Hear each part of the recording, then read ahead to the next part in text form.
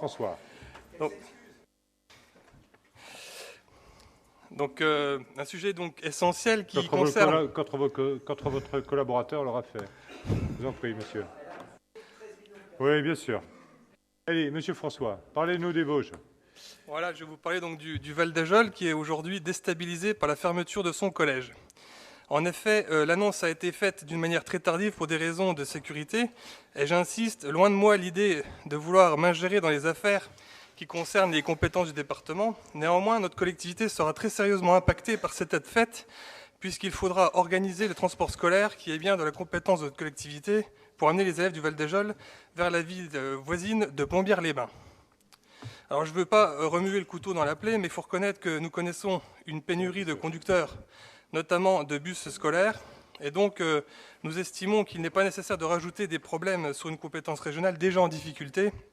Avec ce collège fermé brutalement sans anticipation, la région se voit donc contrainte d'embaucher au minimum 3 chauffeurs supplémentaires pour acheminer les élèves du Val d'Ajol. D'autant plus qu'il faut prendre en compte le préacheminement des élèves qui habitent dans un territoire très étendu et vallonné, où il faut prendre en compte ce temps supplémentaire infligé aux élèves. Sur un temps de trajet total, aller-retour domicile-collège, un élève peut dépasser les 2h45 par jour dans les transports scolaires. Nous sommes très loin donc des préconisations de la loi Montagne qui englobe la commune du Val d'Ajol, qui recommande fortement que les élèves ne dépassent pas plus de 1h30 dans les transports scolaires. Alors j'aurais voulu vérifier dans le cahier des charges de la région, j'ai pas eu l'occasion de le faire, mais je crois que ça apparaît dans le cahier des charges, donc c'est un point qu'il faudra éclaircir. Le transport scolaire, donc, c'est la compétence de la région, et j'insiste sur ce point.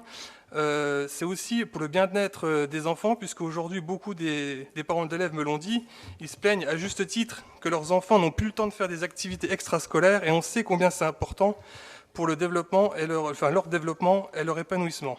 À ça s'ajoute aussi une problématique de sécurité des navettes scolaires. Elles ne sont toujours pas adaptées à la typologie locale qui comporte des écoles, des endroits très réduits, difficiles d'accès, des espaces sinueux, des virages en épingle. Et à tout cela s'ajoute aussi une entreprise laitière qui, avec 3 camions double citerne qui effectuent les trajets en sens inverse, nous sommes donc chaque jour pas loin de l'accrochage, sans parler de l'hiver vosgien qui rajoute bien évidemment un problème sécuritaire évident et un rallongement des temps de trajet. Au-delà des compétences, il y a la dynamique et l'attractivité des petites villes qui est en jeu. Le Val d'Ajol est une petite ville de 4000 habitants, dynamique, qui bénéficie de plusieurs initiatives et dispositifs comme Petite Ville de demain, Village bas carbone. Donc il y a de l'argent, il y a du temps de la part des acteurs, de la population locale qui est investi. Tout cela est mis à mal par cette fermeture. Sur les émissions carbone, on est à une demi-tonne d'émissions de CO2 supplémentaires par élève. C'est ballot pour le dispositif bas carbone. Alors, Monsieur le Président, vous l'avez compris, nous proposons cette motion pour que la région s'engage fortement à maintenir un établissement public structurant et non pas une maison de la montagne comme cela est prévu, pour éviter de le dévitaliser, ce territoire, car c'est bien de ça qu'il s'agit à la fin.